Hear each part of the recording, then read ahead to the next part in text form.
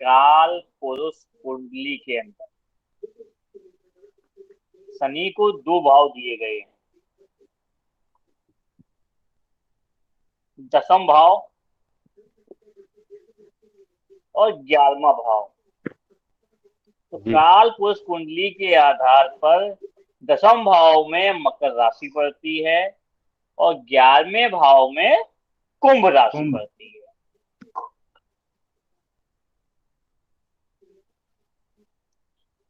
तो यहाँ पर ये दो भाव इतने इंपॉर्टेंट हैं कि बिना इनके और आदमी जी नहीं सकता,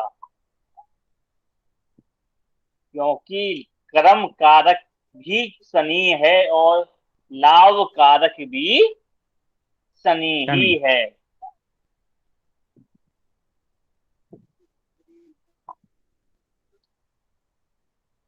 ठीक है ना, यानी कर्म कारक और लाभ कारक। ठीक है, इसके अलावा शनि के 3 नक्षत्र होते हैं, वो भी जल तत्व राशियों के अंदर। काल पुरुष कुंडली के आधार पर कहें तो जल तत्व भाव भी होते हैं और राशियां भी होती हैं, 4, 8, 12। जैसा कि अभी बलविंदर जी ने बताया था, पुष्य, अनुराधा और उत्तरा भाद्रपद। उत्तर भाद्रपद। चौथा भाव जो है वो आपको हृदय पे कंट्रोल करता है, जो पुष्य नक्षत्र है, और इसी नक्षत्र में ही गुरु उच्च के भी होते हैं। पता है ना आपको? जी जी जी बोलो। आपको याद हो तो भाव भावंत नियम के अंदर प्रत्येक भाव के द्वितीय भाव का जिक्र हुआ था। हेलो? जी वो ही सिद्धांत यहां लगेगा दसम और 11वें में।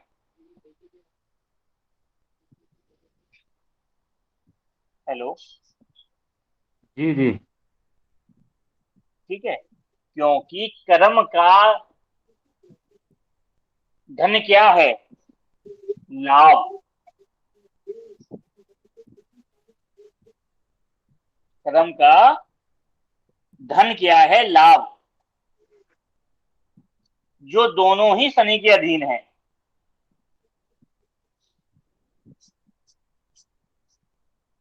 कर्म कर, उसका भी फल क्या मिलेगा वो भी हिडन है शनि के अनुसार।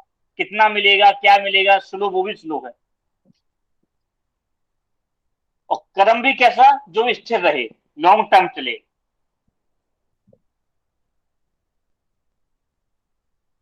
इसके अलावा आपका मेष राशि के अंदर शनि नीच का होता है और तुला के अंदर उच्च का। उच्च का होता है। यहां पे क्यों? क्योंकि सप्तम भाव में शनि का पहुंचना, यानी काल पुरुष कुंडली के आधार पर सप्तम भाव यानी तुला राशि में शनि उच्च के होते हैं, क्योंकि इस राशि के अंदर शनि का जाना सेवा भाव को दिखाता है। शनि ही सेवा है, कर्म में सेवा नहीं है तो कर्म नहीं है। तो सेवा का कारक भी शनि है, जिसे दूसरी भाषा में दाता भी कह देते हैं अगर इसके बारे में हो। सेवा, जन सेवा, सामाजिक, क्योंकि सप्तम भाव तुला राशि भी है, उसका चिन्ह भी जो है वो आप न्याय। सब लोग जानते ही हैं। ठीक है ना, लेकिन मेष राशि के अंदर शनि नीच के हो जाते हैं, क्योंकि मेष में जाके सेवा भाव समाप्त हो जाता है। व्यक्ति खुद का सोचता है।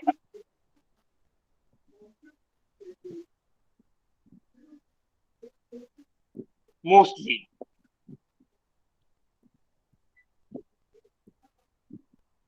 शनि कर्म कारक है,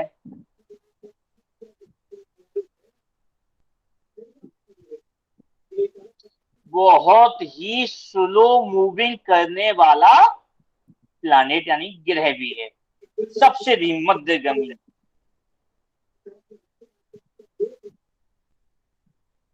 और सबसे बड़ी बात यहाँ पे एक चीज और देखिएगा कि आपने सुना होगा रिंग ऑफ सैटर्न, बट सुना है ना? जो ये रिंग है वो सिर्फ शनि ग्रह पे यानी एक गैसीय छल्ला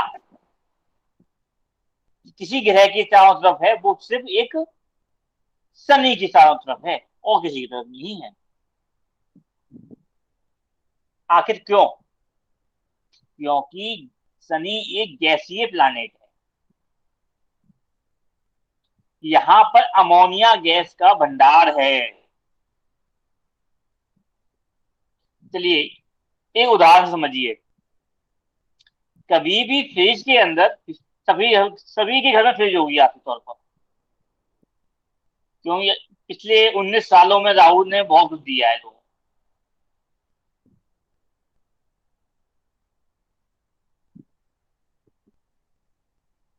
तो फ्रिज की तरफ का फ्रीजर खोलें तो एक गैसीय रास्ता वहां मिलता है बर्फ के चारों तरफ,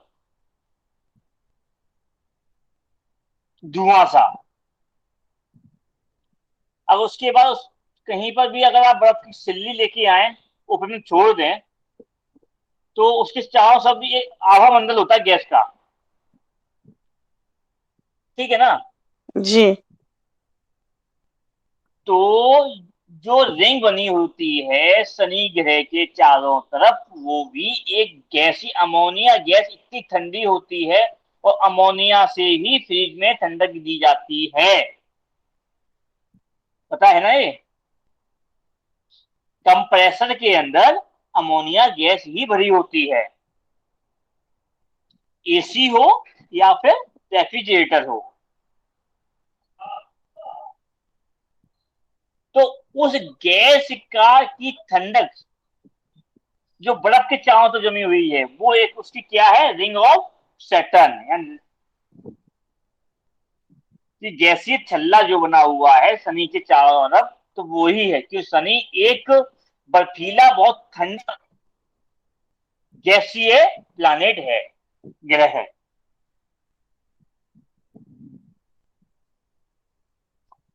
इसीलिए शनि सप्तम सम सप्तम है, तुला राशि 7वें भाव में नहीं कहेंगे, तुला राशि के अंदर आके बहुत ठंडा जमा हुआ और लॉन्ग टर्म चलने वाला हो जाता है, क्योंकि यहां पर उसको चंद्र की शीतलता मिलती है,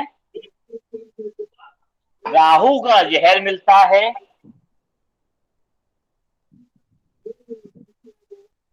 आप लोगों को पता होना चाहिए कि तुला राशि के अंदर स्वाति नक्षत्र भी होता है, जिसका स्वामी राहु राहु है। और इसी स्वाति नक्षत्र की में जब आकाश से बूंद पड़ती है, तब सीप में जाके वो मोती भी बनती है, जल को भी जमा देने के बाद मोती बना देता है। जी। ये वो ही सेकंड है, ये उच्च का। और उसके बाद सीप जो बंद हो जाता है, बूंद गई बंद हो गया, यानी राहु ने अपने मुंह में ले लिया बंद।